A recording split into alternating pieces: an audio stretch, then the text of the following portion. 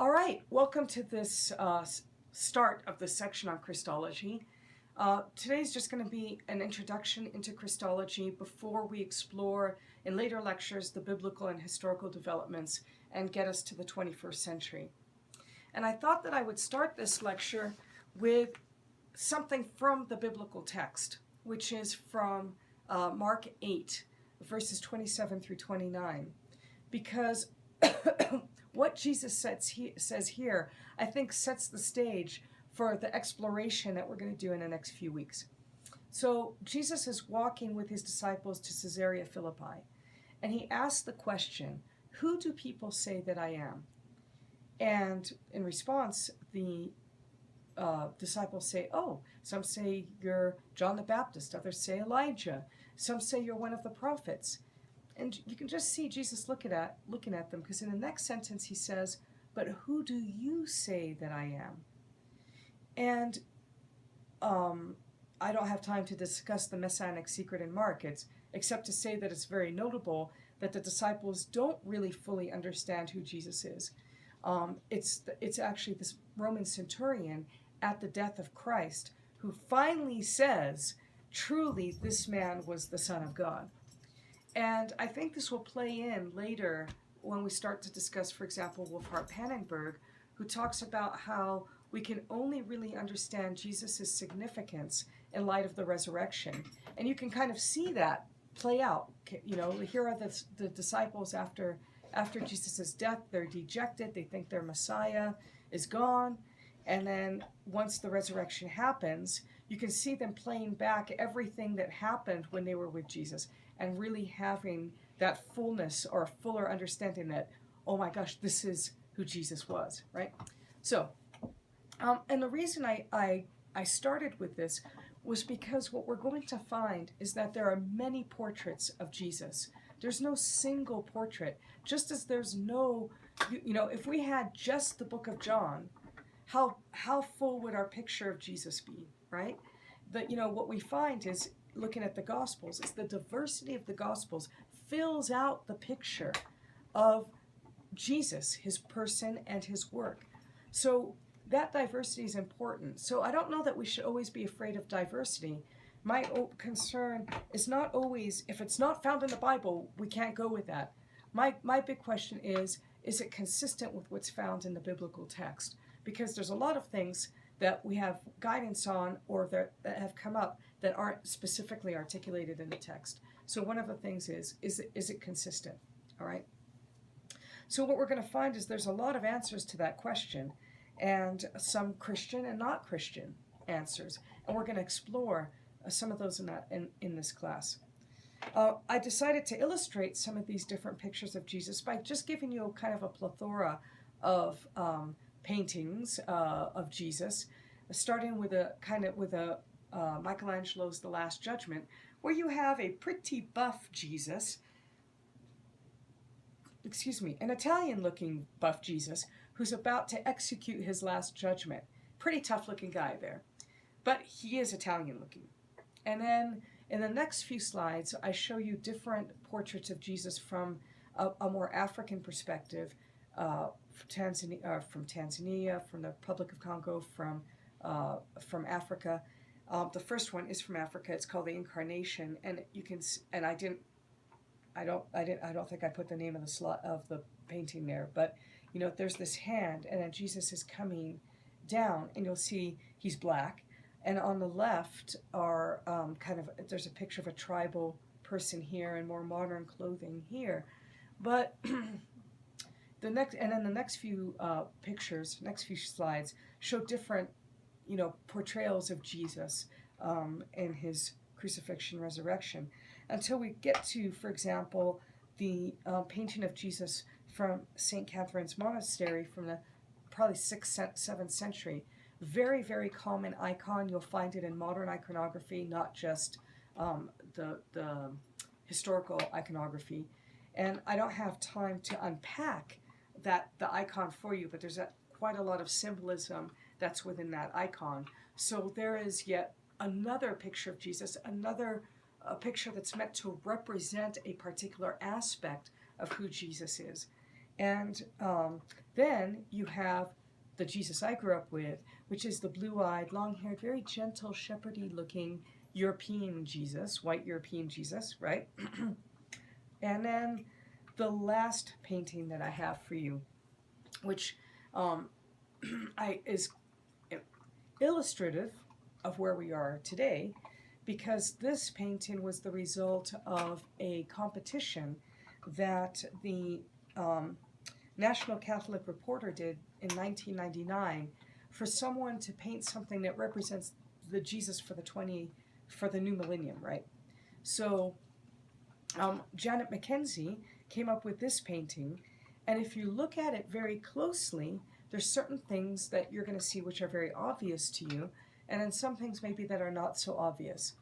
But compare and contrast. I didn't put them side by side, but compare this Jesus with, for example, the Jesus that I showed you earlier in the Trinity, Titian's Trinity, which is the Trinity in glory, where you have the Father and the Son both staring off into space, wearing their royal clothing, looking very kingly, and not at all connected with a massive humanity that's underneath them, right?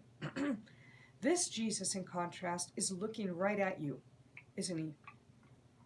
And he's not wearing royal clothing. He's wearing very humble clothing, right? And instead of being white-skinned European or Italian-looking, this Jesus is darker skinned, more like what you would expect with a Middle Eastern, perhaps a Middle Eastern complexion, right? And some things which are less obvious are, you may, if you look very closely, see symbols such as the yin and yang symbol on the right that's been reappropriated in this Christian context, or the feather, which stands for transcendent knowledge in Native American thinking. Jesus, of course, has a halo over him. And what you may not notice is that although this Jesus is meant to be a male Jesus, right? This isn't a female Jesus. The model was female. So you have some of the feminine features that are brought out in the face of Jesus. And appropriately, this particular painting is called Jesus of the People.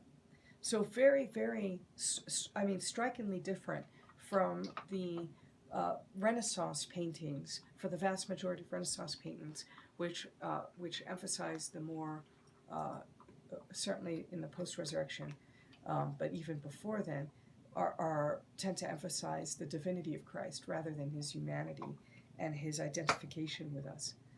I thought I would just illustrate through a poem, one other kind of way of looking at Jesus. When we talked about, what kind of language can we use for God metaphorically, and that one of the things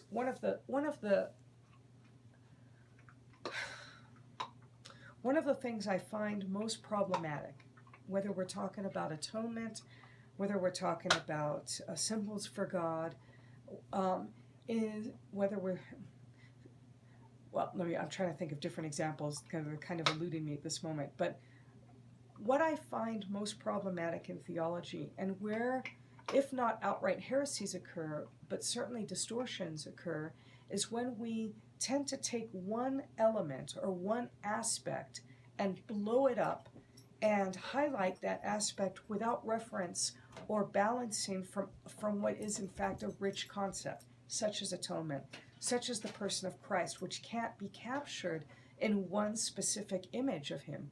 We can see this already in the Gospels. What if you only had the Gospel of Matthew?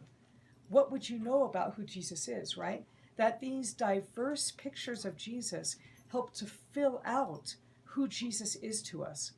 So we're going to explore that. We're going to explore that in this class, these different pictures, the diversity that exists. And some of those are more orthodox. Some of them, I think, are problematic, frankly. But we're going to explore these things because it's important for you to know not only what Christians think, right, but also to understand how people who may not be Christians think about who Jesus is. Because when you speak to others about Jesus, you're not speaking into a vacuum. You're speaking into an image of Christ that has likely been formed if it's not been formed in church, it's probably been formed by the media, by books, by films, right? By newspaper articles, by A&E specials, you know. And so, but going back to that idea of different ways in which Christ is spoken of to kind of fill out the picture is I'm going to take an example from St. Anselm of Canterbury, who lived in the mostly in the 11th century. He was born in 1033 AD. And I'm not going to, I left the poem here. I'm not going to read it all to you, but notice that the language that he's using is feminine language. Now, the poem brings out the feminine language.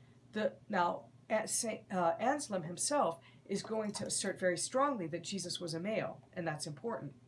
But in the poem, he's trying to bring out those feminine, nurturing aspects of who Christ is. So I'll just read you just a few sentences. Christ, my mother, you gather your chickens under your wings. This dead chicken of yours puts himself under those wings. For by your gentleness, the badly frightened are comforted.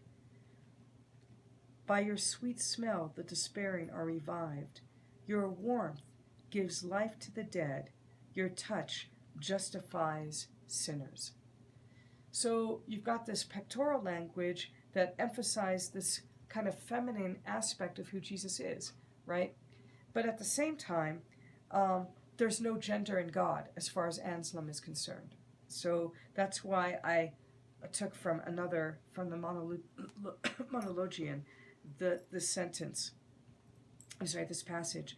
I should now like to infer, if I can, that the Supreme Spirit is most truly Father and the Word most truly Son. Yet I think I ought not to bypass the question of which set of terms is more suitable for them, Father and Son or Mother and Daughter, for there is no sexual distinction in the Supreme Spirit and the Word. So he's going to go on to affirm that traditional language of Father and Son, but at the same time, way before we have feminist theology, he does not want to limit God to these particular pictures when the concept of who God is fuller than those terms can circumscribe. Okay, so, but most definitely he's not trying to say Jesus was a woman. That's what I wanted to say. So, getting to those portraits of Jesus, there have always been multiple portraits of Jesus. We see that, as I said, even in the early church. We see those in the gospel accounts. And looking at those pictures, I wanted to just say a few words, to just take a few minutes for you to think about the pros and cons of these different depictions of Jesus. Now, putting the gospel accounts aside for the moment, these different depictions that I show you, I could have shown you a picture of a female Jesus dying on the cross. There are some of those. There are lots of pictures of black Jesus, pictures of white European Jesuses, Middle Eastern Jesuses. So what do you think the pro is, the strength is of these different depictions of Jesus? And what do you think some of the cons or potential problems are with those different portrayals of Jesus? You know, will the real Jesus please stand up? No, I mean, what are the pros and cons of those? So, all right. I think one of the things that is helpful in looking at these different portraits of Jesus is that it shows that Jesus is the one who identifies with us. He's not identifying just with, a Middle Eastern person or a white person. He identifies with each and every one of us. His identification isn't with males. His identification is with humanity, right? So, and that's what these different portraits help to bring out. That in this diversity of which that is humanity, Jesus represents and stands in for us as that human being, that second Adam, who said the yes that the first Adam couldn't, right? But at the same time, and I think it also, these different portraits help to fill out, like I said, one of the problems is whenever we take what is a very rich and multivariate uh, idea or picture or person or concept, and then we just kind of collapse it into a thing and then blow that thing up, right? So these diversity of portraits help to counter that tendency. But at the same time, I think there is a con to this, and that doesn't mean that we shouldn't do those things, but it's kind of a caveat. And that is, I'm going to explore later on in this class why it's so important that while I think I don't have a problem particularly with language that goes beyond father and son. I use that language myself. I feel comfortable with that language. But I can understand how it's a metaphor. It doesn't, God isn't circumscribed by that language, right? He's not limited by that language. And God is beyond gender, so we have to, sometimes it's helpful to push those metaphors a little bit and to enrich our concept with varied metaphors. So I don't have a problem with that. However, we have to be very careful when we're talking about the person of Jesus, because Jesus, in his particularity, as a person, a specific person who is incarnated to us, that very particularity is what gives us something to grab onto in terms of Jesus being a true, real person who lived, who walked among us, and who we can identify with. It is very difficult to identify with a generic Jesus, and that's not what the incarnation does. That very particularity enables us to relate in a way that we couldn't if there was just this kind of blank face of Jesus, which we fill in with whatever we want. That particularity allows us to engage with something that is a person that is more concrete. And there's something about respecting the incarnation, and that who Jesus has become in the incarnation is something which is significant to the Godhead itself. Jesus didn't slough off his humanity, as I'm going to talk about later on when he's resurrected. And that matters. That particularity in who he was matters. Okay? So I'll go into that later, but I wanted to introduce that here. So, but at the same time, we are, it is helpful for us to explore not only who Jesus was in the first century, not only who Jesus has been throughout time, but also to understand what is the relevance of who Jesus is for us today. So, with that note, I'm just going to continue. I actually did want to say one thing. While diversity can be helpful in filling out that picture, we need to make a distinction between diversity that is helpful and helps us from collapsing and creating a one-dimensional understanding of God or of Jesus that is actually much richer, which is richer than that one-dimensional. Look, with a kind of attitude of, well, anything goes. I can fill out this picture with whatever I want. There are huge problems with that too. Of course, one of the big problems is that we create God in our own image, that we create Jesus in our own image, rather than letting God define who he is, letting Jesus define who he is to us. So even as we seek to understand his relevance for us today. All right. Sorry. The Christology, a Trinitarian framework. When we explore the early church, what we're going to find is that the two big questions that the early church was wrestling with are obviously related to one another. Who is Jesus? And secondly, how do we speak about the Trinity? All right? But you can't speak about the Trinity without defining who Jesus is first. So as we mentioned before, those first councils are are really trying to first say this is who Jesus is, and then kind of fill that out with the Spirit. And then finally in the Council of 451 at Chalcedon is going to say, okay, this is how we negotiate the humanity and the divinity of Christ. And that kind of really is, that's the heart of where we landed in Orthodoxy up until that, up through that council. Not that there's not Orthodox things in the following councils, but most Christians, sorry, most Christians agree with those earlier statements of faith. All right. Of course, Christ is seen as God's ultimate self-revelation. You can't read Barth without realizing that. I've already referenced this passage where they're saying, Jesus, show us the Father. And, Jesus says to Philip, Philip, have I been with you all this time and you still don't know me?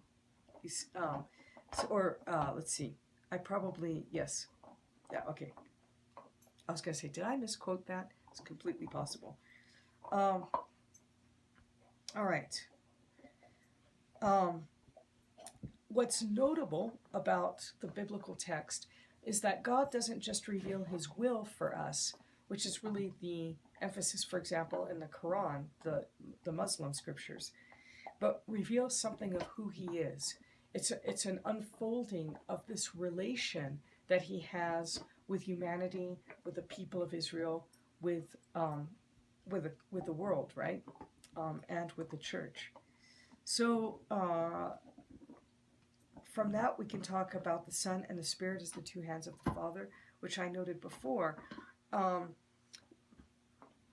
It is really through Jesus Christ incarnate and the Holy Spirit, who is the empowering personal presence of God that's in the world today, that we really have that face, so to speak, those two hands of God working in the world in what we call the economic trinity. If you remember, that's God's salvific acts and God's acting in history.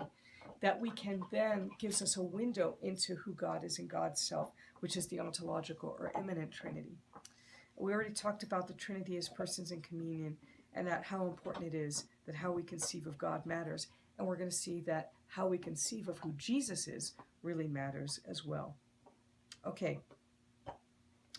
The significance of Christology in Christian faith and theology.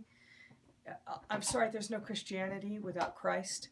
And let's see. While no theology can confine itself exclusively to Christology, no Christian theology would be complete without serious reflection on Jesus Christ. So, by the way, Galvin is a Roman Catholic thinker.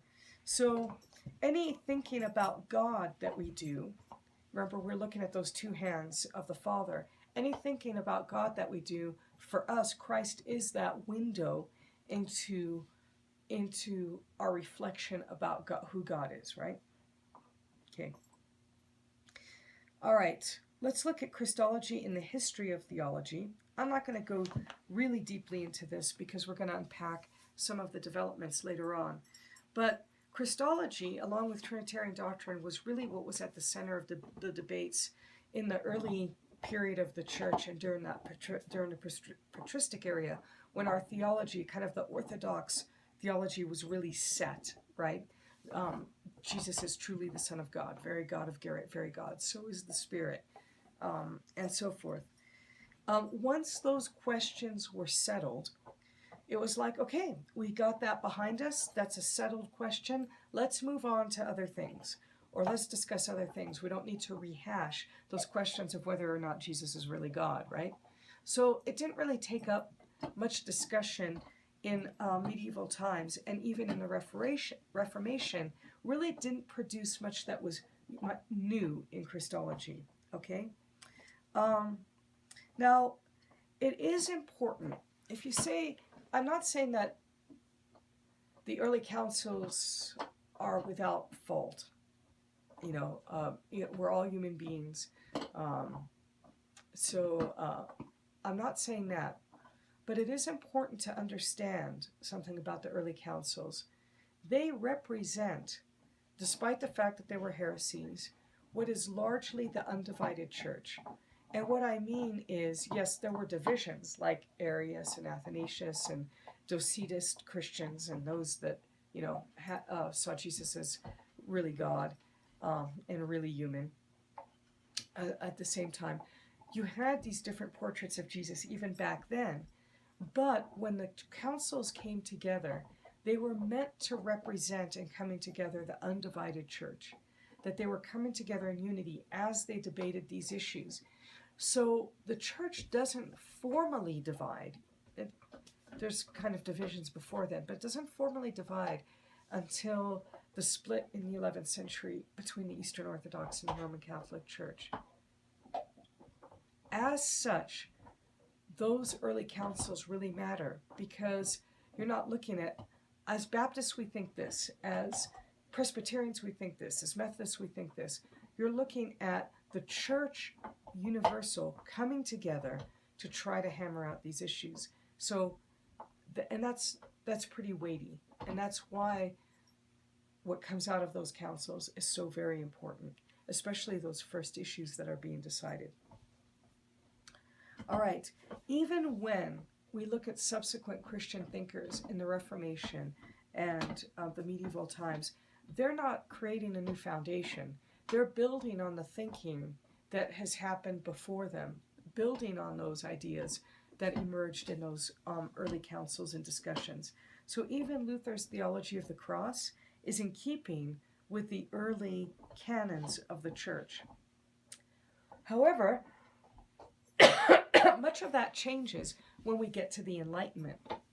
And the Enlightenment represents kind of the first real big challenge to the Christology that had just really been assumed once those early councils had done their formulations, right? And so it's not just Christology that comes into question. It's many things about the Christian faith, but Christology in particular, okay? So things that are associated with Christology, like the incarnation, the virgin birth, the resurrection, miracles, those all come into question and are challenged. And we're going to explore that challenge in the next week or so. But that is the first big challenge that happens. And once that challenge occurs, it changes a lot.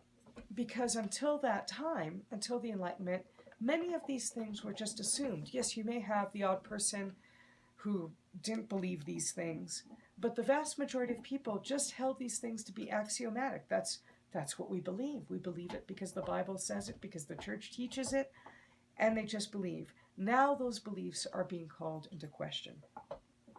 So that means that the Enlightenment didn't just affect the secular world. It ended up having a very strong effect within the Christian church as well, especially on Protestant theology, even more so than on Catholic theology. I have a theory about that. I don't know if my theory is true, but Protestant theology, no, you know what? I'm going to leave my theory alone. So just say that in Protestant theology, and especially the West, the Enlightenment is a product of the West. Okay, that's important to know because we have people in this class that are not from the West. Okay, and for other countries have not been affected by the Enlightenment, which was really a Western phenomenon. All right, so we'll touch on that a little bit later, but that's important to understand. But Protestant theology has been wrestling with the kinds of questions that arose from the Enlightenment ever since. Don't believe me? You may have heard about the quest of the historical Jesus. It's been going on a long time. And if you watch A&E enough, you're bound to find some quest of the historical Jesus in there because it's more interesting to challenge the traditional beliefs that Christians have held for A&E than to say, this is pretty much what Christians have been believed with some variations, so small variations, rather than the more exciting ideas about who's the real Jesus behind the Jesus of faith, as if the two are really different from one another. Sorry about the sharp edit. I had to take care of something with my dog for a second. I wanted to say a brief word about Christological method because, now you don't have to go glassy-eyed on me. Really, all I'm trying to say is, how is it that we explore who Jesus is? And there are two main ways that we can do that. One is what we call from above, which starts with statements of faith about who Jesus is, like Jesus is Lord, right? And the other is from below, which starts from human experience, whether we're looking at history or whether we're looking at personal experience. But we're starting from here and working our way possibly to that statement of faith, not always, as we're going to see in classical liberalism. So it's important to understand that this is about a starting point. So it's not about conservative versus liberal, even though, for example, classical liberalism starts from below. Rather, it's about where we land with those statements, because you can take a mediating position like Wolfhart Pannenberg, who starts from below, who starts with historical inquiry and ends up with a high Christology. And he says we must do that historical inquiry because that's what grounds our faith. Yes, we can have this. If you just start with faith statements, you can believe anything at all, right? Muslims make faith statements, Hindus make faith statements. But what is it that grounds those faith statements? And for Pannenberg, the incarnation and especially the resurrection is what grounds those statements. So our historical inquiry is important. So rather than see these from above and from below as kind of working against each other, they're actually work together. And you need both of them to form a balanced perspective. When you start from below and you don't have from above, you can end up with something like the quest of the historical Jesus, where you never get to Christ. What you end up, right, because Christ is a statement that goes beyond the human Jesus, right? You end up with Jesusologies, lots of Jesusologies, lots of explorations about the human Jesus, but that never take you any farther than that to who is Jesus as the Christ? Who is Jesus as the Son of God? Who is Jesus as God, a very God, for example? On the other hand, and I mentioned already Pannenberg as also taken from a below approach, but unlike classical liberals, ends up with a high Christology because he's trying to build that foundation for our faith statements. So rather than presupposing those faith statements and saying, okay, I'm just going to believe because I believe, or I'm just going to believe because the Bible tells me so, that in fact we explore, that we are rigorous in our exploration of who Jesus is, but we don't throw out the possibilities of things like miracles, which, like the quest of the historical Jesus does. Well, we know miracles don't happen because that's not, we know in our nice, reasoned, rational mindset that those things don't happen, so we're just going to throw those things out. Well, they end up with a very human Jesus. But Pannenberg doesn't throw out a priori these possibilities, and because of that, his rigorous inquiry for him, especially when looking at the resurrection, ends up with supporting those faith statements that about Jesus as Lord. So for him, if we rest our faith upon the kerygma alone and not upon historical faith, there's a possibility that our faith then may be misplaced. So I think it's not about an either or, it's about a both and. We need both of those methods to explore in a bigger way, in a way that doesn't that they benefit each other. They need each other to get to that picture of who Jesus is. All right.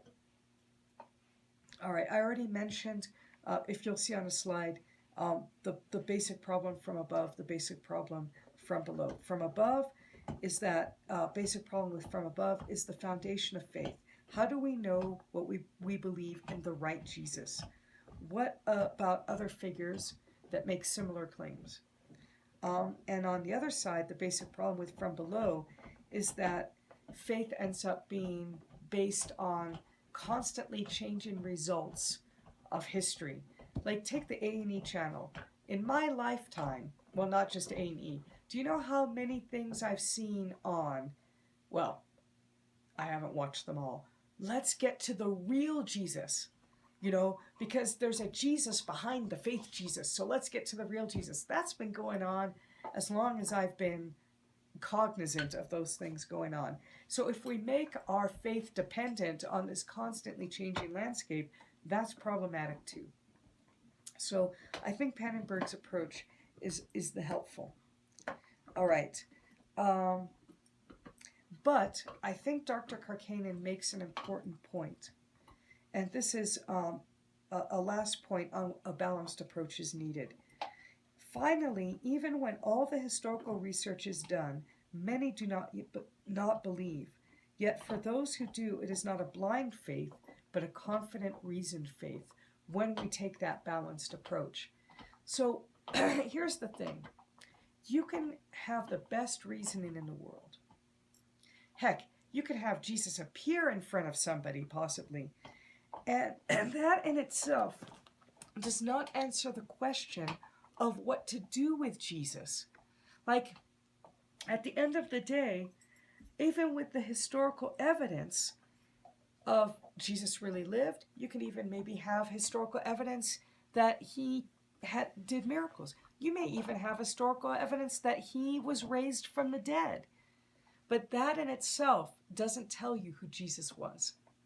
Those things help to support the claims, but they in themselves do not lead you to the conclusion that Jesus is Lord. So even with all of that, even if we had a video camera of Jesus' life, a film crew following Jesus, that doesn't mean that people would land with Jesus is Lord. And that's just something to keep in mind.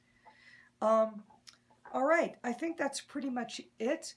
We're certainly seeing some interesting challenges that are coming up that we're going to explore in this class, including contextual Christologies, the rise of intercultural Christologies, the challenge of religious pluralism, and the challenge of postmodernity.